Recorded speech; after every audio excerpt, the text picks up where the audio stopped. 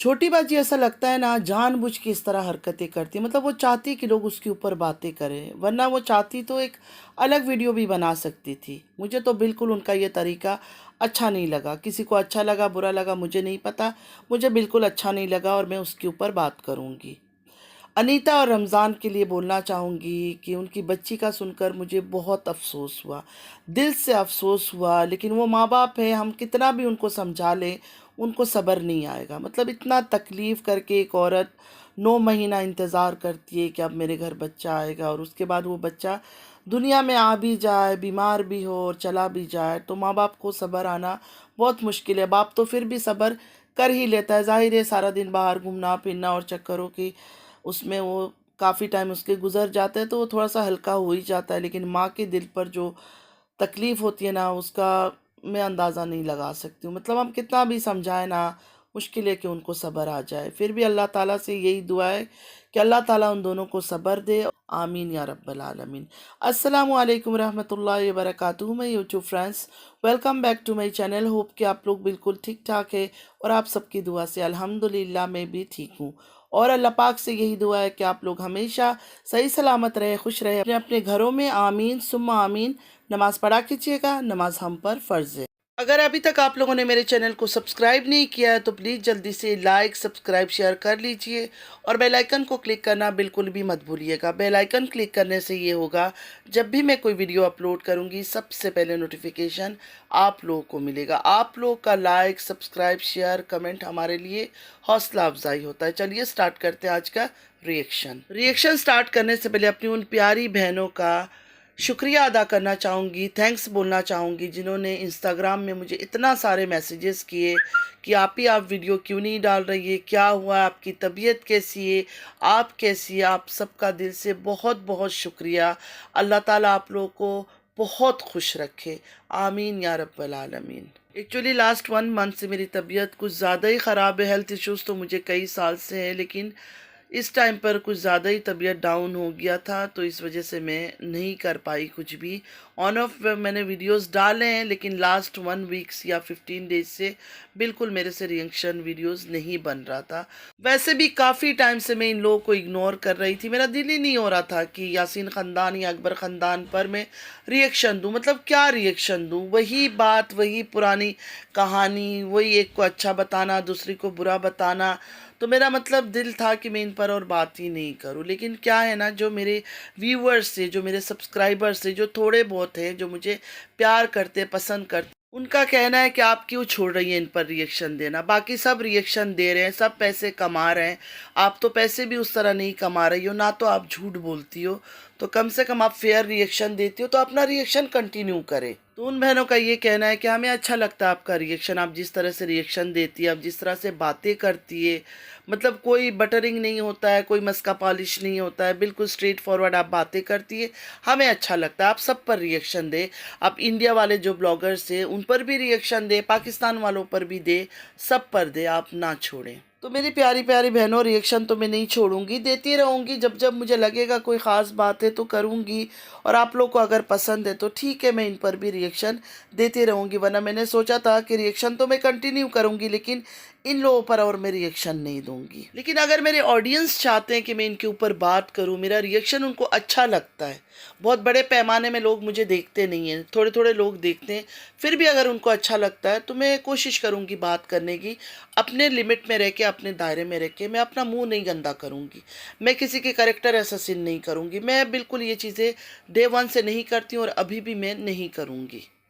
जो ऑडियंस मुझे देखते हैं, थोड़ा बहुत ही सही, बार बार थोड़ा बहुत इसलिए कह रहे हो, आप लोग बोलेंगे इतने इतने लेक्चर ही दे रही है, कोई इतना देखता तो नहीं है। देखिए, देखता नहीं है या देखते हैं उनकी मर्ज़ी है, क्योंकि यहाँ जो अकबर और यासीन ख़ानदान का मैटर है ना, उसमें वही लोग ज़्यादा देखते हैं आकर जो गंदा गाली गलोच पसंद करते हैं, वो उन लोगों को ज़्यादा प्रेफर करते हैं, उनको ज़्यादा देखते हैं। मैं वो चीज़ें नहीं करती हूँ, इस वजह से लोग मुझे पसंद नहीं करते। दूसरी बात यह है कि एक पार्टी को सपोर्ट करना, मैं बिल्कुल न्यूट्रल रिएक्शन देती हूँ, मैं किसी एक को सपोर्ट नहीं कर सकती हूँ, क्योंकि मेरी नज़रों में ये सारे धोखेबाज बेईमान हैं। जो हमेशा से मैं कहती आ रही हूँ, आज भी मैं वही बात कहूँगी, मेरे लिए एक औरत ख़राब नहीं है। इन लोगों का अगर हिस्ट्री चेक करेंगे, इनका बैकग्राउंड चेक करेंगे, जो अभी तक सोशल मीडिया में चर्चित है, तो सब में कुछ ना कुछ है, सब ने कुछ ना कुछ एक्स्ट्रा अफेयर चलाया है, शादीशुदा होकर मैरिड होकर भी गलत ताल्लुकात कायम किए, सबका है, इसलिए मैं किसी एक को बुरा नहीं बोल सकती हूँ।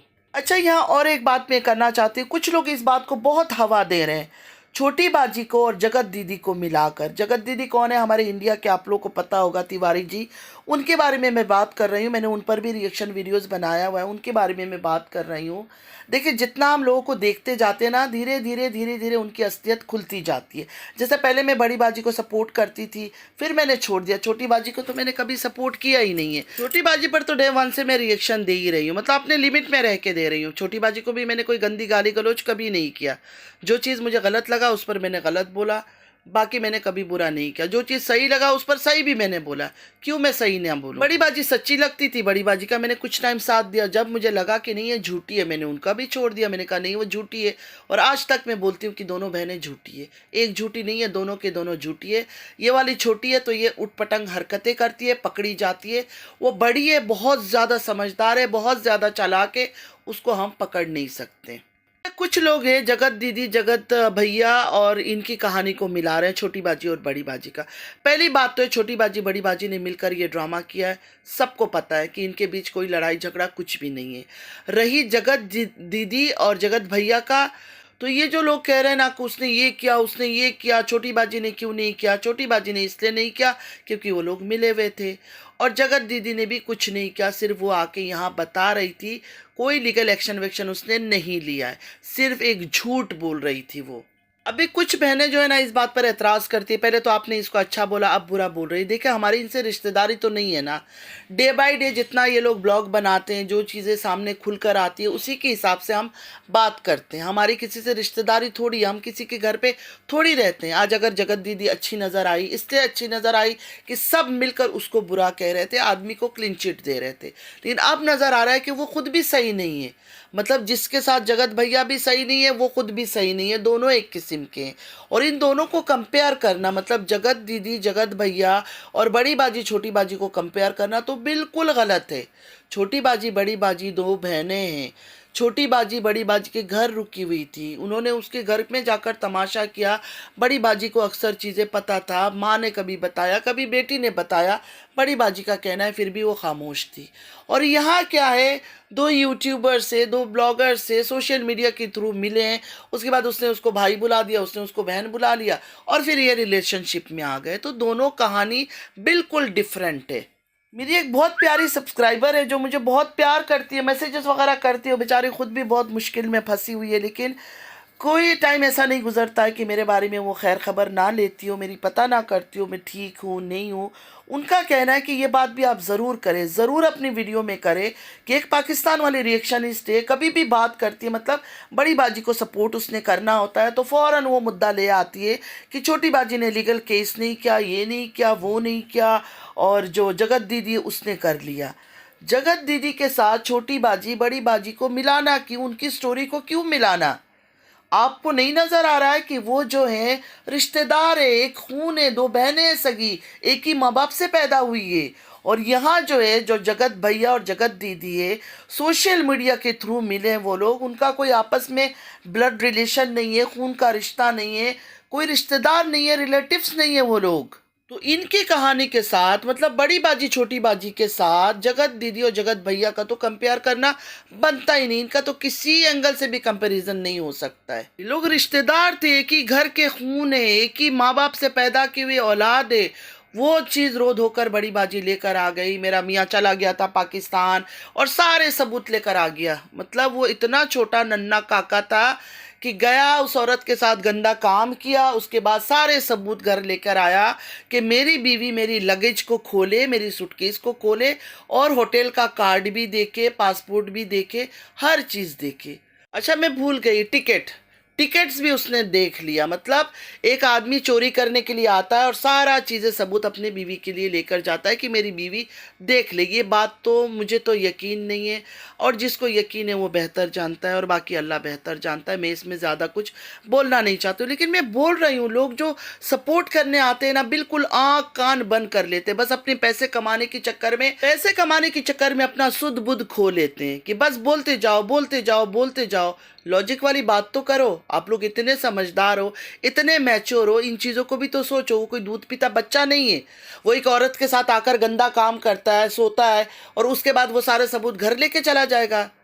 वो जाहिर है किसी डस्टबिन में, गार्बेज बिन में फेंक कर जाता वो सारे सबूते। मैंने यकीन माने, मेरी इतनी तबीयत ख़राब थी, मैंने किसी का रिएक्शन नहीं देखा। किसने ये बात कहा ये भी मुझे नहीं पता, लेकिन हाँ, मेरी एक सिस्टर है, वो मुझे बताती रहती है, एक चीज़ बताती रहती है। बेचारी इतने दिन से हर चीज़ के लिए मैसेजेस कर रही है, लेकिन मैं बिल्कुल बोलने की हालत में नहीं थी। आज थोड़ी सी तबीयत ठीक हुई है, मैंने कहा चलो मैं आज रिएक्शन वीडियो बना ही लेती हूँ। मेरी बहुत सारी बहनें मुझे कहती है, काफ़ी लोग आपको पहचानते नहीं हैं, आप दूसरों की पैनलों में जाया करें, लाइव लगाया करें, बातें किया करें। देखिए सिस्टर, मैं लाइव लगाती हूँ, इतना लोग आते नहीं हैं, लेकिन इंशाल्लाह आगे चलकर मैं लाइवें लगाऊंगी। जितने भी लोग आएंगे कोई बात नहीं है, लेकिन मैं लाइवें लगाती रहूँगी। थोड़ा सा मैं फ्री हो जाऊँ, मैं बहुत मुश्किल में हूँ। हर चीज़ आप लोगों को मैं यहाँ बता नहीं सकती हूँ। मैं अपना दुख दर्द हर चीज़ कभी आप लोगों से शेयर नहीं किया। मेरी ज़िंदगी में बहुत सारे तकलीफ़ें हैं, बहुत सारे इश्यूज़ हैं, जिनको मुझे अकेले हैंडल करना पड़ रहा है इस टाइम पर। मुझे आप बताएं, मैं किसके लाइव में जाऊं, किसके पैनल में जाकर बैठूं। मैं उन लाइवों में जाती हूं जहां गंदी गाली गलौच नहीं हो, तो वहां भी जाकर मैं कमेंट करके आ जाती हूं। मुझसे नहीं होता ये सब चीज़ें, दोगलाबाजी नहीं होता है कि मैं एक औरत को गंदा बोलूं और दूसरी की तारीफ़ें करूं। मेरे लिए जब सब बराबर है तो बराबर है, मैं बात करूंगी, इक्वली बात करूंगी। एक देखे, हमेशा मैं बोलती हूँ शातिर ज़्यादा है। बड़ी बाजी जो है ना, वो बहुत ज़्यादा शातिर है। छोटी बाजी करती गड़बड़ है, चाहे भले वो गंदगी आप लोग के ख्याल से ज़्यादा करती है, लेकिन वो बड़ी बाजी से होशियार कम है। इस वजह से वो हर चीज़ सोशल मीडिया में दिखा देती है पागलों की तरह। बड़ी बाजी बहुत सोच समझ के चीज़ें बनाती है, वो भी अपने बच्चों से काम करवाती है। उसने भी अपने बच्चों को भी इसी लाइन पे ही डालना है, पढ़ा लिखा कर उसने कुछ नहीं बनाना है, ना उसने आगे पढ़ाई लिखाई करवाना है। लेकिन वो बहुत ज़्यादा होशियार है, वो बहुत सोच समझ के अपना खेल खेलती है। और छोटी वाली जो है ना, जिस टाइम पर जो चीज़ें, चाहे उसके बच्चों का हाल हो, चाहे कुछ भी हो, सब चीज़ ओपन किताब की तरह सामने वो दिखा देती है। इससे उसकी चीज़ें नज़र आ जाता है हमें। छोटी बाजी का जो बेटा है ना, जिस तरह बात करता है, जिस तरह एटीट्यूड दिखाता है आजकल, उनका जो बड़ा बेटा मुस्तफ़ा है, मुझे नहीं पसंद। लेकिन छोटी बाजी जो है ना, वो थोड़ी खिसकी हुई है, उसका स्क्रू ज़रा ढीला है। वो इतनी होशियार नहीं है, वरना कितना देर का वीडियो बनाती है, 15 मिनट 20 मिनट। पूरा टाइम तो बेटा नहीं होता है सामने, इतना टाइम तो उसको बोल भी देती कि वीडियो बना रही हूँ, थोड़ा तमीज़ से पेश आना। लेकिन वो इतना भी नहीं बोलती है, जो जैसा है ना वो चीज़ें दिखा देती, क्योंकि उसको लगता है ये सब नॉर्मल चीज़ें हैं। उसको नहीं पता मैनर्स क्या है, तरीका क्या है। हाँ, बड़ी वाली जो बाहर रहती है, उसको थोड़ा इन चीज़ों का तौर तरीका बाहर रहकर पता चल चुका है। पैसा तो आ गया छोटी के पास बहुत ज़्यादा, जो वो संभाल नहीं पा रही है। शॉपिंग शॉपिंग शॉपिंग, इस औरत का सिर्फ एक ही शॉपिंग। आज मैंने थोड़ा सा वीडियो शायद कल का देखा या आज का देखा, वही रमज़ान की बच्ची का अफसोस किया, लेकिन बस शॉपिंग के बारे में बात। मतलब इस औरत का कुछ भी हो जाए, शॉपिंग ख़त्म नहीं होती है। मतलब एक किसी का बच्चा दुनिया से चला गया, किसी की बच्ची दुनिया से चली गई है, एक छोटा सा वीडियो उसको डेडिकेट कर दो, 5 मिनट का एक वीडियो बना लो, 10 मिनट का एक वीडियो बना लो, वीडियो बनाकर उसमें अफसोस कर लो, उसमें उसको टैग कर लो और उसको बोल दो कि मुझे, मतलब रमज़ान को टैग कर लो और उसमें अफसोस कर लो उसकी बच्ची का, कि बच्ची दुनिया से चली गई है, मुझे बहुत अफसोस है। एक्चुअली बात क्या है, मैं करती हूँ सही बात, लोगों को नहीं आता है पसंद। रमज़ान उसका रिश्तेदार है, कॉल पे तो बात किया होगा, मैं नहीं मानती हूँ कि कॉल पे नहीं बात किया होगा, लेकिन ये सिर्फ दुनिया को दिखाना था, क्योंकि दुनिया वाले भी तो नहीं छोड़ते हैं ना। फिर दुनिया वाले, रिएक्शन वाले बोल देते हैं तुमने तो अफसोस नहीं किया उसकी मौत का, तो शायद इस वजह से एक सेकंड के लिए आके वो किया, लेकिन मुझे नहीं अच्छा लगा। अगर आप सोशल मीडिया में बैठ के अफसोस कर ही रही हो किसी बच्ची का दुनिया से जाने का, एक नन्ही सी फूल, जन्नत का फूल दुनिया से चली गई है, तो आप स्पेशली उसके लिए एक छोटा सा वीडियो बना लो, 5 मिनट का ही बना लो, 5 मिनट का एक अफसोस कर लो, टैग कर लो रमज़ान को और बोल दो बाकी छोटी बाजी की जो सबसे छोटी बेटी आयत, उसके बारे में भी मुझे थोड़ी बहुत बातें करनी थी, क्योंकि उसके बारे में भी बहुत सुनाई दे रहा है कि उसको ज़िद्दी बना दिया, उसको डिसिप्लिन नहीं सिखा रही है, मैनर्स नहीं सिखा रही है। पहले खुद तो सीख लेना इंसान को, जिसको खुद मैनर्स और डिसिप्लिन आएगा वो बच्चों को सिखाएंगे। बाकी तो दूसरे आपको पता है, ऐसे ही हर चीज़ में बच्चों को हवा में उड़ाते हैं, और उसके बाद फिर बच्चे जब बदतमीज़ हो जाते हैं, बदज़बान हो जाते, फिर रोना धोना शुरू कर देते कि बच्चे हमारी बात नहीं मान रहे। पहली बात तो ये है कि थोड़ा सा हम तरीके से समझा सकते हैं अपनी वीडियो के थ्रू। बाकी हमारा इतना सरदर्द नहीं है कि वो बच्चे बड़े होकर क्या करेंगे नहीं करेंगे। अगर कुछ गलत भी करेंगे अपने माँ बाप के साथ करेंगे, हमारे पास आकर हमें कुछ नहीं बोलेंगे।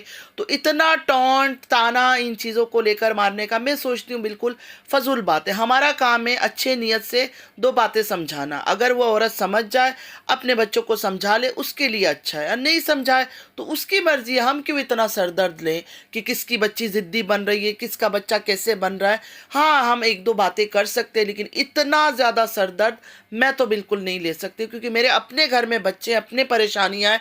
पहले मुझे अपने बच्चों को देखना है, अपने घर को देखना है, बाद में दूसरे घर के बच्चे कैसे बन रहे नहीं बन रहे देखना, बाद में उसके बच्चे कैसे हैं नहीं है देखना। सबसे पहले तो अपने बच्चों को, दूसरों को समझाते समझाते पता चले हमारे बच्चे ही बिगड़े हुए बन गए। ये बात होती है ना, दूसरों के पीछे बोलते बोलते कल को अपने घर की चीज़ें ही ख़राब हो जाती है। तो इंसान को लिमिट में बोलना चाहिए। बच्ची उसकी है, बेटा उसका है, बेटी उसकी है, बच्चे उसके हैं ना, चाहे वो बेटा हो, चाहे बेटी हो, चाहे सबसे छोटी बेटी हो। अगर वो कुछ गड़बड़ भी कर रहा है, हमें नज़र आ रहा है, चंद मिनट की वीडियो में हमें बुराई नज़र आ रहा है, तो हमें लग रहा है इतने बुरे हैं, ये कर रहे हैं, वो कर रहे हैं, डिसिप्लिन इनको नहीं आती है, मैनर्स इनको नहीं आता है। तो हम क्या कर सकते, अपने वीडियो के थ्रू उसको टैग करके बोल सकते हैं कि तुम्हारे बच्चों में ये खराबी है, अपने बच्चों को सही चीज़ें सिखाओ। लेकिन हम फोर्स तो नहीं कर सकते, हम क्यों इतना सरदर्द ले रहे हैं। तो अगर उसकी बेटी ज़िद्दी हो रही है, ज़िद करती है, डिसिप्लिन उसको नहीं सिखा रही है, मैनर्स नहीं सिखा रही है, अगर अपने बच्ची को वो कुछ भी नहीं सिखा रही है, ना डिसिप्लिन सिखा रही है, ना मैनर्स सिखा रही है, ना एजुकेशन दे रही है, तो किसका नुकसान हो रहा है, किसका लॉस हो रहा है। अपना लॉस वो कर रही है, हमारा लॉस तो नहीं कर रही है ना। तो हमें जंग पे नहीं उतरना चाहिए। जिसका बच्चा है उनको पता है अपने बच्चों को उन्होंने कैसे पालना है, कैसे नहीं पालना है, कैसा उनका घर का माहौल है। 10 मिनट की 15 मिनट की वीडियो देखकर हम हर चीज़ को जज नहीं कर सकते हैं। मैंने आप लोग को पहले ही क्लियर कर दिया कि मुझे उसका जो बड़ा बेटा है ना, उसका एटीट्यूड बिल्कुल पसंद नहीं है। जिस तरह वो आजकल बातें करता है, कोई गिफ्ट भी लाके माँ देती है, इस तरह देखता है जैसे कोई कचरा उठाकर ले आया। अगर इस जगह पर मेरा बेटा होता ना, तो यकीन माने मैं बर्दाश्त नहीं कर पाती, सीधा मुंह पर एक थप्पड़ मार देती। बड़ी बाजी के बच्चे बड़े ही तमीज़ तहजीब से पेश आते, तो क्या समझे हम 10-15 मिनट की वीडियो देखकर कि जो चीज़ वो वीडियो में शूट कर रही है बिल्कुल एज यूजुअल उसी तरह उनकी लाइफ है, उसी तरह उनके बच्चे। नहीं, कभी नहीं, कभी हो ही नहीं सकते हैं। बड़ी बाजी बिल्कुल तैयारी के साथ वीडियो रिकॉर्डिंग करती है। बड़ी बाजी एकदम से कैमरा उठा के शूट नहीं करती है, वो बिल्कुल तैयार होके हर चीज़ को करती है। देखिए, इन लोगों का घर का माहौल जो है ना, छोटी बाजी, बड़ी बाजी, अकबर फैमिली, इनका घर का माहौल ऐसा है ना कि ये बच्चों के सामने ये हर किस्म की बात करते हैं, हर टॉपिक में, चाहे वो छोटी बाजी हो, चाहे बड़ी बाजी हो, चाहे अकबर ख़ानदान के, वो बच्चों के सामने हर किस्म की बातें करते हैं। तो इनके बच्चे छोटे से ही ये सब चीज़ें सीखे हुए होते। उनको बड़ा होकर, हमारे बच्चे जैसे दुनिया में अचानक जाकर लोगों में, भीड़ में बड़ा होने के बाद भी बहुत सारी चीज़ें उन्हें नहीं पता होता। इनके बच्चों को कम उम्र से ही बहुत सारी चीज़ों का पता होता है, क्योंकि इनके माँ बाप जो है ना, हर वो चीज़, झूठ हो, बेईमानी हो, मक्कारी हो, फरेब हो, गलत किस्म की बातें हो, एडल्ट बातें हो, बच्चों के सामने करते हैं। तमीज़, तहजीब, डिसिप्लिन तो तब सिखाया जाएगा जब माँ बाप के पास टाइम हो, फुर्सत हो, स्क्रिप्ट लिखने से फुर्सत हो। इधर तो सारा टाइम यूट्यूब में पैसे कमाने के चक्कर में क्या करना है, क्या झूठ बोलना है, क्या फरेब करना है, कैसे लोगों को धोखा देना है, कौन सी स्क्रिप्ट लिखना है, प्लानिंग प्लॉटिंग करना है, इन्हीं चक्करों में ये लोग फंसे होते हैं। तो बच्चों को तमीज़ कहाँ से सिखाएंगे। हमेशा जब बड़े बात करते हैं ना, बच्चों को बीच में नहीं बिठाना चाहिए। हमेशा बड़े जब कोई बातें कर रहे हो, डिस्कस कर रहे हो, बच्चों को अलग रूम में या बच्चे सोने के बाद वो डिस्कस करना चाहिए। आपके पास रूम नहीं है, स्पेयर रूम नहीं है, कोई जगह नहीं है, तो बच्चे की सोने का इंतज़ार करो, उसके बाद अपने मैटर्स को लेकर बैठो, हस्बैंड वाइफ बात करो। लेकिन इनके घर में तो सब बच्चों के सामने ड्रामा चलता है, तो हम बच्चों को फॉल्ट दे ही नहीं सकते।